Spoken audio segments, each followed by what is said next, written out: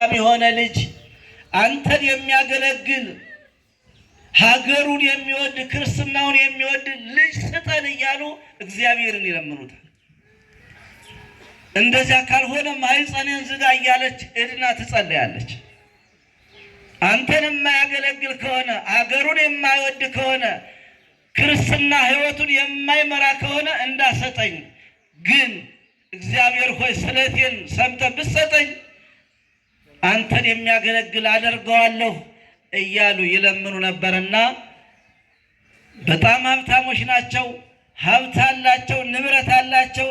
የሀገሩ መሪ ነው ይስሐቅ። በዚህ መካከል አቡነ አረጋዊ ተወለዱ።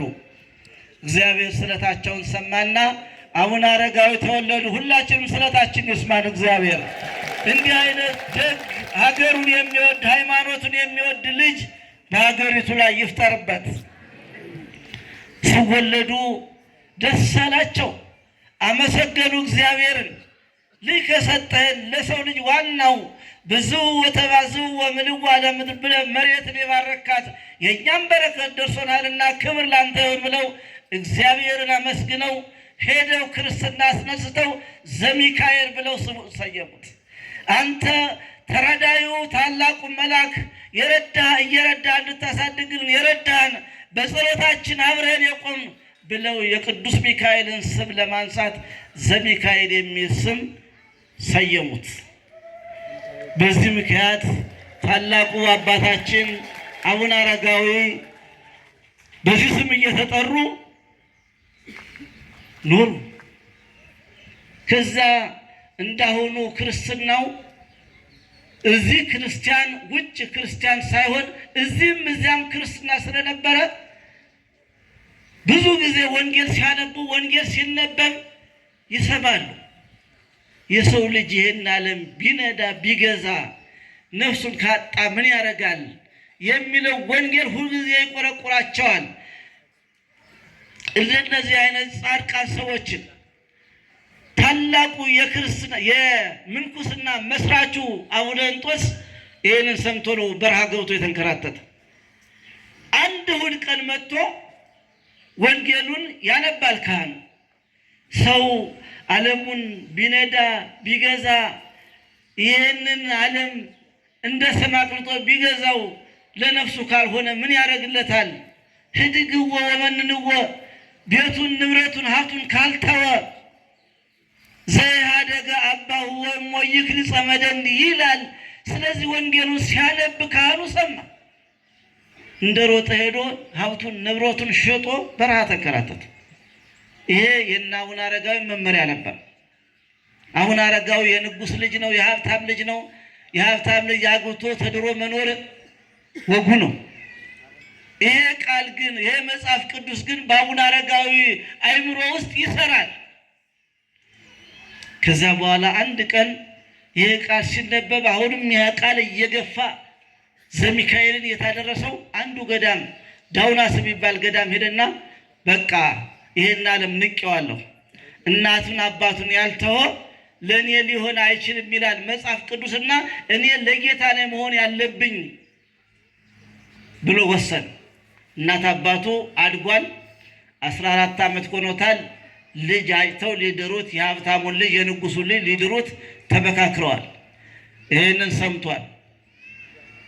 አቡነ አረጋዊ ካሁን በኋላ እኔ በዚህ ምድር ላይ ትዳር ይዤ መኖር አልፈልግም፣ አባቱንና ሚስቱን ያልተወ ኋያቸው ከመሄድ አባቴንና እናቴን መተው እፈልጋለሁ፣ የእነሱን ፈቃድ ላስተካክር ባልፈልግም ይሄ ዓለማዊ ስራ ስለሆነ አልፈልግም ብሎ ዳውናስ የሚባል ገዳም በረሃ ውስጥ ገብቶ አባ ጳኩሚስ የሚባሉ መነኩሴ ያገኘ። ከሳቸው ስርዓተ ምንኩስና ተቀብሎ ቁጭ አለ። ቤተሰቦቹ ዘመዶቹ የት ሄደ ሲባል ጠፋ። ወንድሞቹ ጓደኞቹ አሉ። ካዲያ ሲጠያየቁ ሁሉም ሲጠያየቁ የፍቅር ጓደኞቹ ሲጠያየቁ ገዳም ገብቷል አሏቸው። ምንድን ነው ሄዷል አሏቸው። ካዲያ የት ነው የምናገኘው እያሉ ይፈልጉታል፣ አላገኙትም። እናቱ ግን ፈልጋ ገዳም ውስጥ እንዳለ ጠይቃ ሄደች። በሩ ላይ ገዳሙ በር ላይ ቆማ አስጠራቸው። እናት ትፈልግሃለች ተባለ። አቡነ አረጋዊ ማናት እናቴ? ይሄው እናትህ እድና አባላለሁ ጥሩልኝ፣ እንዲህ አይነት ልጅ እዚህ ገብቷል ተብሏልና ጥሩልኝ ብላ አስጠራቸው። ገብቶ እውነትም እሷ ናት። እናቴ ምን ታደርጊ እዚህ በረሃ ውስጥ መጣሽ አላት። አንተ የተውሆና በዚህ ዕድሜ አንተ የተውሆና ለምን ምን አደርገዋለሁ? በቃ አንተ አባቴ ሆነሃል። በአሁኑ ሰዓት በዚህ በክርስትናው ዓለም አስተማሪ መምህሬ አባቴ ሆነሃልና እንዳንተ መሆን እፈልጋለሁ፣ ወደኋላም አልመለስም አለችው። እዛው ገዳሙ ሴቶች ገዳም አስገብቶ በቃ እናቴ ከእግዚአብሔር ጋር መኖር ይሻላል ብሎ እናቱን እዚያው አመንኩሶ እዚያው አስቀመጣት። ከዚያ በኋላ የቀሩ ወንድሞቹ አሉት፣ የሚናፍቁት ወንድሞቹ ወደ ሮም ሄደና እንደገና ማስተማር ጀመር። እንዲህ ከሆነ ሰውን ማጽደቅ የምችል ከሆነ ቤተሰቦችን ወደ ሕይወት መምራት የምችል ከሆነማ ወንድሞች ሳሉ አይደልና ቤተሰቦችን ወደ ማስተማር ሲጀምር ሮም ከተማሩ ሲያስተምር ታላላቅ ወንድሞቹ በጣም የሚወዱት አብረውት የተማሩ ወንድሞቹ ነበሩና 7 አድርጎ ወደ ገዳም ይዟቸው ገባ። ከዛ በኋላ እዚያ ገዳም ይዟቸው ገባ። ይማራሉ፣ ያስተምራሉ፣ ይጸልያሉ። በዚህ መካከል እያለ ሀገሪቱ ታወከች በሃይማኖት ምክንያት። ጉባኤ ኬልቄዶን የሚባል አንድ መናፍቅ ንስጥሮስ የሚባል የክርስቶስን ባህሪ ሳይገባው ክርስቶስ 2 ባህሪ ያለው አለና በዚያ ምክንያት የሃይማኖት ተቃውሞ ሲነሳ ምን ያርጉ እነዚህ ሰዎች? በሃይማኖታችንማ አንደራደርም ብለው በፍጹም ትሰይፉናላችሁ እንጂ ክርስቶስ እንደዚህ ብለን አባቶቻችንም አላስተማሩንም፣ ክርስቶስ አንድ አካል አንድ ባህሪ ነው ብለው መከራከር ጀመሩ። የሀገሩ መንግስት ደግሞ ያንን መናፍቁን ይደግፍ ስለነበረ ግራ አጋባቸው። ገዳም እየሄደ ይበረብራቸዋል። መቼም የሃይማኖት ዋናው ተቋሙ ገዳምና የአብነት ትምህርት ቤት ስለሆነ ገዳሙን ትኩረት አድርገው መነኮሳትን ግራ ሲያጋቡ አቡነ አረጋዊ ጸሎት ያዝ። እዚህ ታምረ ማርያሙ ላይ ሁልጊዜ ሳነብ አንድ ማያት ቦታ አለች። ይህችን ሀገር ለእመቤታችን በአስራትነት ሰጣት የሚል ታምረ ማርያም ላይ ተጽፎ ያነባል ሁልጊዜ። ያች ሀገር ማናት እያለ ሲመራመር ያች ሀገር ማናት? ኢትዮጵያ ናት። እግዚአብሔር ሆይ ይችን ሀገር አሳየኝ፣ ነፃ የምታወጣ ሀገር ናትና ለእመቤታችን በአስራትነት የተቀበለቻት ሀገር ምን አይነት ሀገር ብትኮን ነው ብሎ ሲመራመር ታላቁ መልአክ ትናንትና በስሙ የተሰየመለት ዘሚካኤል ተብሎ የተሰየመለት ታላቁ መልአክ ቅዱስ ሚካኤል አፈፍ አድርጎ በክንፉ አምጥቶ ኢትዮጵያ ውስጥ አለው። ክብር ምስጋና ለአምላካችን።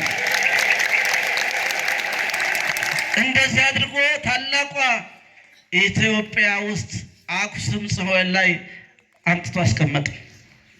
ወንድሞቹ እሱን እያፈላለጉ እናቱም እሱን እያፈላለገች 7ቱ ከእናቱ ጋር 8 ሆነው ኢትዮጵያ ውስጥ ተከትለውት መጡ። አንድ ሰው ይቀራል ደግሞ እነሱን የሚመስል ገሪማ የሚባል አሁንም ቤተ መንግስት ውስጥ የሚሰራ የቤተ መንግስት ሰራተኛ ሆኖ ወንድማችን ስለምንድን ነው ከዚህ ክብር የማይቀበል ብለው አጠያይቀው አመጡት። 9 ሆኑ። ከእናቱ ጋር ስንት ሆኑ? 10 ሆኑ። እንዲሆነው አክሱም ላይ ከተሙ።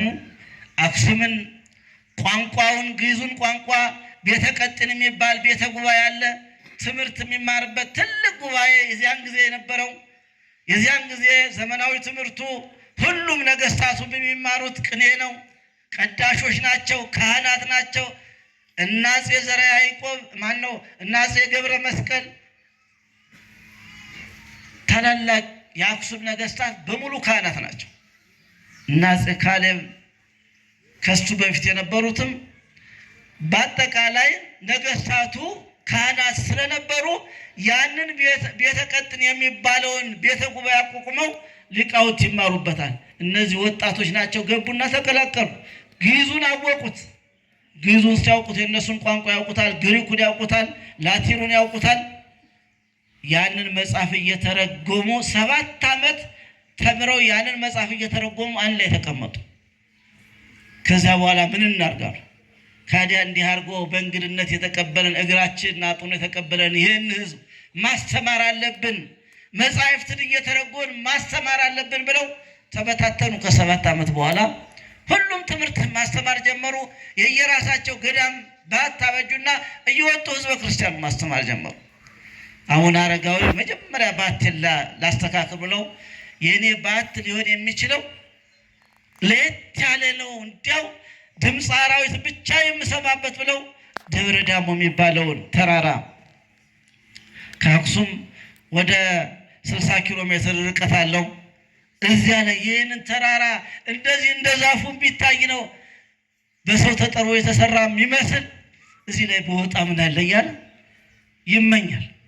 እኔ እዚያ ላይ ሆኜ ብጸልይ ከዚያ በኋላ ነው እኔ ያንን ገዳም ከገደምኩ በኋላ ነው ማስተማር የምችለው። እግዚአብሔር ምኞቱን ከዛ በመላኩ ክንፍ የመጣ ሰው እዚያ ተራራ ላይ መውጣት ለሱ ቁም ነገሩ አይደለም። ከዛ በኋላ እግዚአብሔር ምን አዘዘለት? ጸሎትን ሰምቻለሁ አለና ይህንን ዘንዶ ተመልከቱ። ዘንዶ የሚባል ነው። መቼም ሰው ክርስቲያን ሲሆን አማኝ ሲሆን ወተከይዳ አንበሳ ወከይስ ያለ አንበሳውን ትረግጣለህ፣ እባቡን ትረግጣለህ፣ አይነክስም። ወትጽያን ላይላ አንበሳ ወከይስ በዚያ በአንበሳው ላይ ትጫናለህ። ትራንስፖርት አንበሳ ይሆናል። ትራንስፖርትህ ነዳጅ የሚወስድ ብረት ሳይሆን እንስሳት ይሆናሉ፣ አራዊት ይሆናሉ። ይሄ የምታዩት ዘንዶ 60 ሜትር ይሆናል። እየተምዘገዘገ መጣና አሁን እዚያ ተራራ ላይ ልውጣ የምትል ፈጣሪን የምታስቸግር እዚያ ውሃ የለ፣ እንጨት የለ፣ ዛፍ የለ፣ መጠለያ የለ፣ ቤት የለ፣ የሚበላ የለ። ምን ታረጋለህ? ይሄው አስገድዶ እኮ ተገድጄ ነው የመጣው እኮ አንተ መብላት የሚገባኝ ታዝዤ ለአንተ ታዛዥ ሆኜ መጣኋል። አዳም እንደዚያ ነበር የሚያደርጋቸው። በእግዚአብሔር ትእዛዝ ሲኖር አራዊትን ያዘዛቸው ነበር። በእግዚአብሔር ትእዛዝ የኖረው ደግሞ አቡነ አረጋዊ ከአዳም ስንት ዘመን ኖረው ማንን ያዘዋል? እባቡን ያዘው ጀመር። በእኔ ታዘዝከው ትፈጽም እንደው ፈጽማል። ጅራቱን ሲሰጠው በዛ በጅራቱ ጠቅለል አደረገና መስፈር ሲገባው በእግዚአብሔር በታላቁ መልአክ በቅዱስ ሚካኤል ጠባቂነት ምንም ችግር ሳያደርስበት ነጠቀና አውጥቶ እዚያ ብርሃን የሚመስል ታላቁ ገዳም ላይ ቁጭ አደረገው። ክብር ምስጋና ለአምላካችን ይሁን። ገነት ነው ያ፣ የገነት ቦታ ነው ያ፣ የገነት አምሳል ነው ያ ደብረ ዳሞ። ከዚያ በኋላ እዚያ ቦታ ላይ ታላቅ ቤተ መቅደስ በእመቤታችን ስም እንዲሰራ ታላቁ ንጉሠ ነገሥት አፄ ገብረ መስቀል አዘዘ። ያ ቤተ መቅደስ ተሰራ። ታላቁ ሊቅ ቅዱስ ያሬድ በወቅቱ ሰውና መላእክትን አንድ አድርጎ እየዘመረ የነበረበት ሰዓት፣ መላእክት ወደ ምድር የወረዱበት፣ የሰው ልጅ ወደ ሰማይ የወጣበት፣ የመላእክትና የሰው ዝማሬ አንድ የሆነበት ዘመን ስለነበረ በታላቁ ሊቅ በቅዱስ ያሬድ ያ ቤተ መቅደስ እየተዘመረ እየተቀደሰ ታላቁ ንጉሠ ነገሥት አፄ ገብረ መስቀል ካህናቱን ይዞ ዘማሪውን ቅዱስ ያሬድን ይዞ ወጥቶ ያንን ቤተ መቅደስ አስመረቀው፣ ተመረቀ። ክብር ምስጋና ለእሱ ይሁን። ወድክዋ ወርኩስ ለህንጽያ፣ ህንጽዋ ሲያምር ውበቷ ሲያምር እያለ ዘመረላት። ያችን ድሮ ያ አረጋዊ ሲወጣ ሃሌሉያ ለአብ፣ ሃሌሉያ ለወልድ፣ ሃሌሉያ ለመንፈስ ቅዱስ አመስግኖባት ነበር። ደገመው ቅዱስ ያሬድ። ዛሬ ያ ደብር ራሱ ደብረ ሃሌሉያ ይባላል። ስሙ እስከ ዛሬ ድረስ እንደተባለ እንደተሰየመ ያንን ጥሩ አድርገው ቦታውን እስከ ዘላለም ድረስ ጌታችን እስከሚመጣ ይህ ምድር እስከሚያሹ ድረስ ለብዙ መነኮሳት መጠለያ እንዲሆን ኢትዮጵያ በዚህ ምክንያት እንድትጠበቅ ስርዓት ተሰርቶ መነኮሳቱ እዚያ ላይ የሚገቡት መነኮሳት ስርዓታቸው የተለየ ሆኖ ስርዓተ ምንኩስና ደብረ ዳሞ ላይ ነው የተመሰረተው። ደብረ ዳሞ ላይ አንድ መነኩሴ አስኬማ ለመልበስ ደብረ ዳሞ መሄድ መቻል አለበት። አሁን አስኬማ ቆብ ነው አይደል? አሁን እነዚህ አባቶች የለበሱት ቆብ ነው። አስኬማው ግን ለየት ያለ ነው። ውስጥ የሚጠልቅ ጆሮ የሚይዝ በዚህም ጆሮ በዚህም ጆሮ በዚህም አይናቸው እንደዚህ ይችን ምድር ብቻ እንዲያው የሚያደርግ ነው አስኬማ ማለት። አሁን አባቶች የሚያደርጉት እንደው እዚህ ከከተማው ጋር ስለተቀላቀሉ እንደ ጌጥም ያደርጉታል።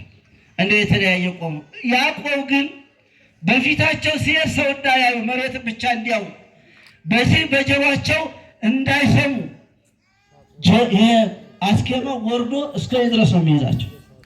ያ አስኬማ ደብረ ዳሞ ላይ ተባረከ። የመነኮሳት ልብስ ያ ነው አስኬማ ይባላል።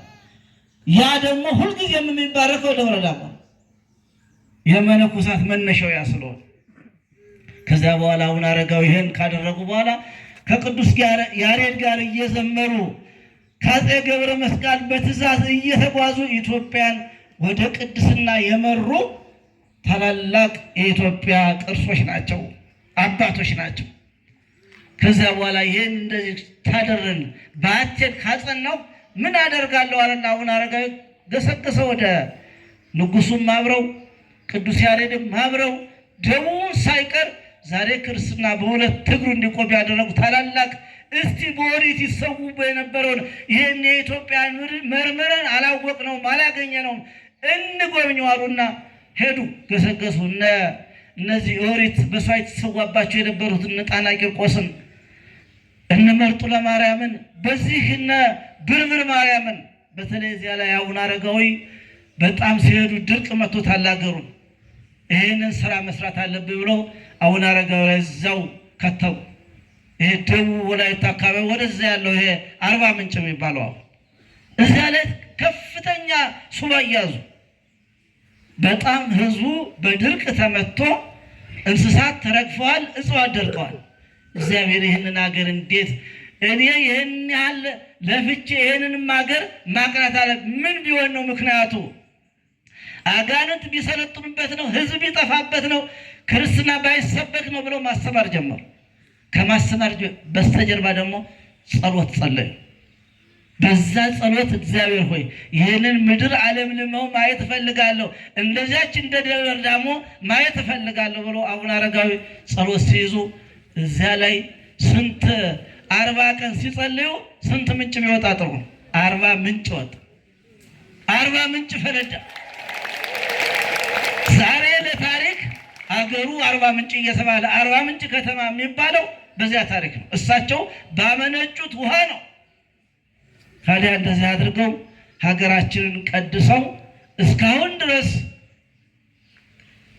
ምዕመናን ሄደው በረከት የሚያገኙበትን መነኮሳት መንድነው ክብር የሚያገኙበትን ደብረ ዳሞን እንደዚህ አድርገው ወደ በዓታቸው ተመልሰው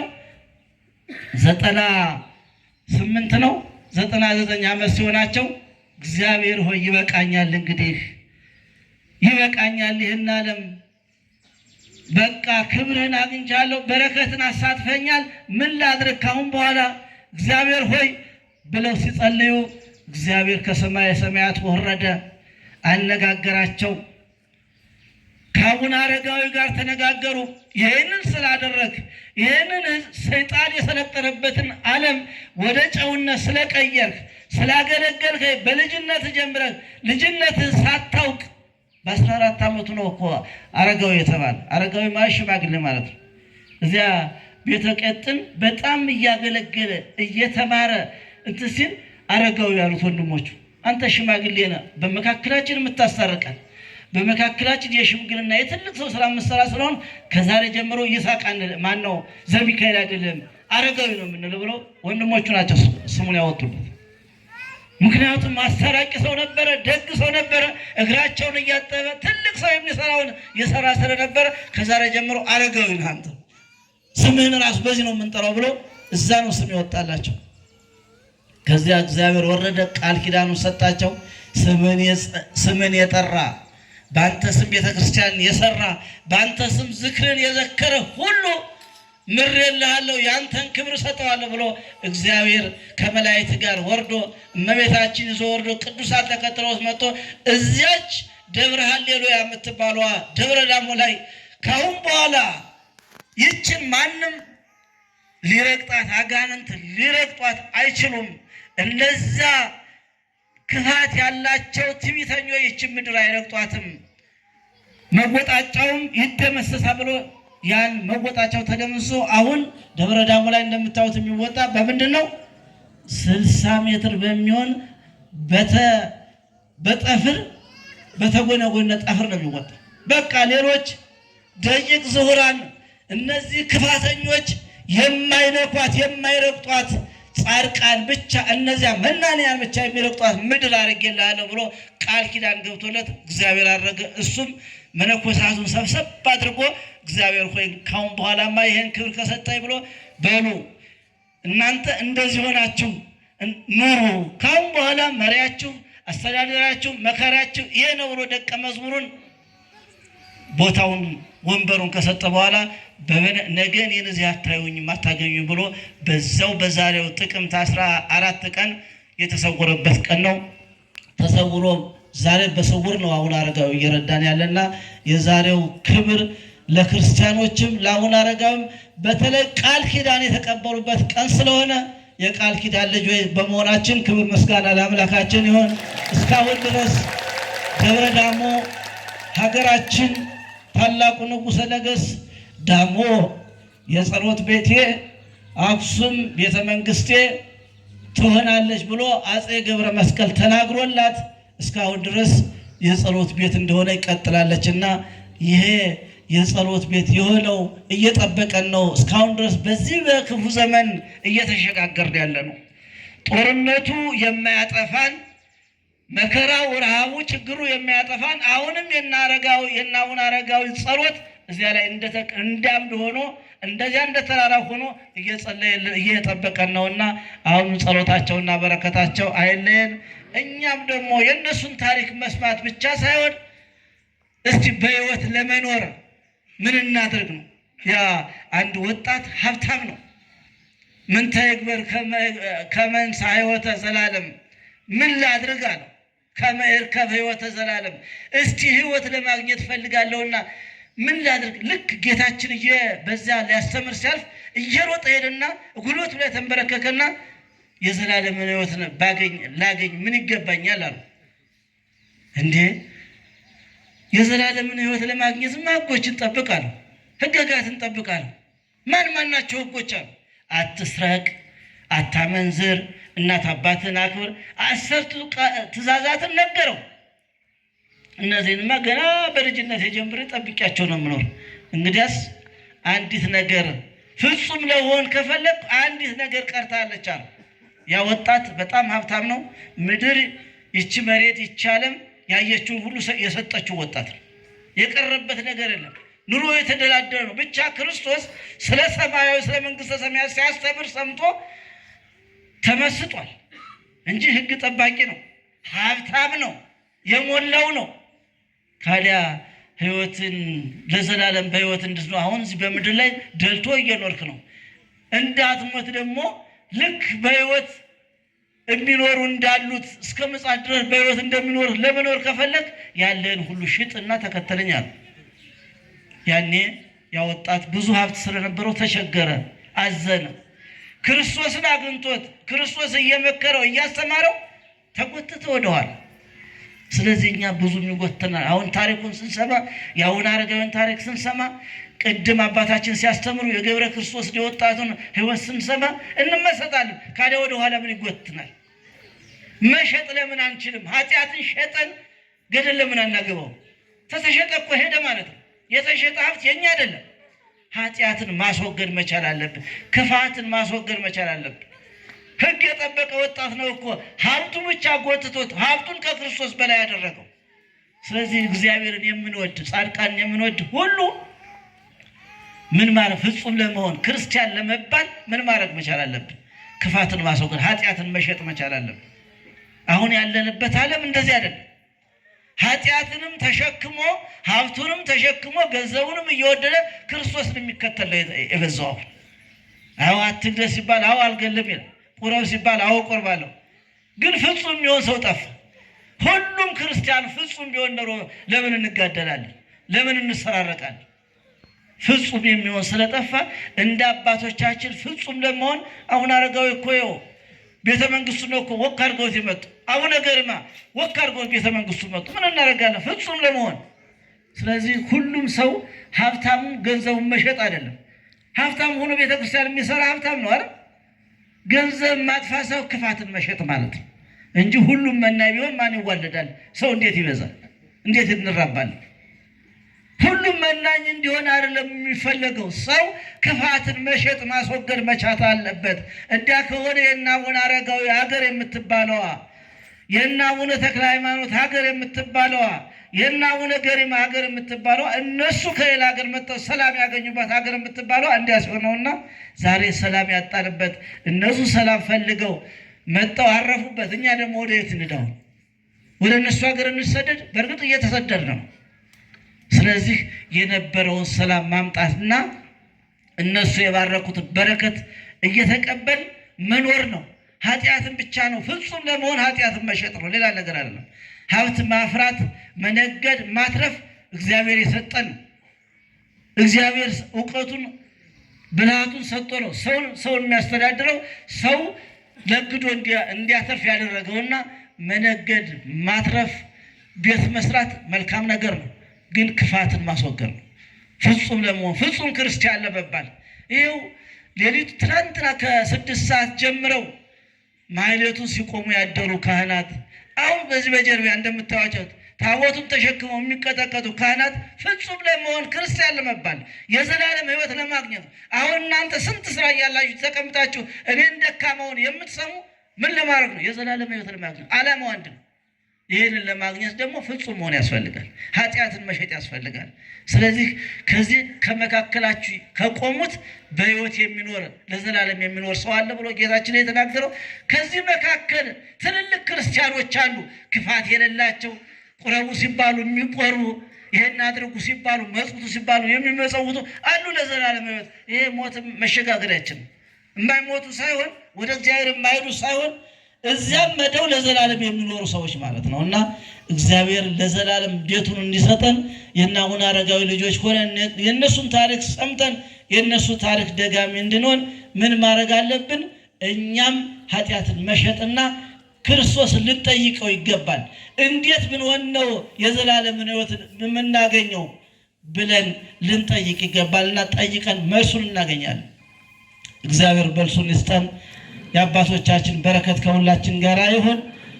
ታላቁ አባታችን አሁንም በሕይወት እየጠበቁን ያሉና አቡነ አረጋዊ በረከታቸው ከኛ ጋር ይሁን። ሀገራችን ሰላም ያድርግልን፣ ቤተክርስቲያናችን ይጠብቅልን። ወስብሐት ለእግዚአብሔር።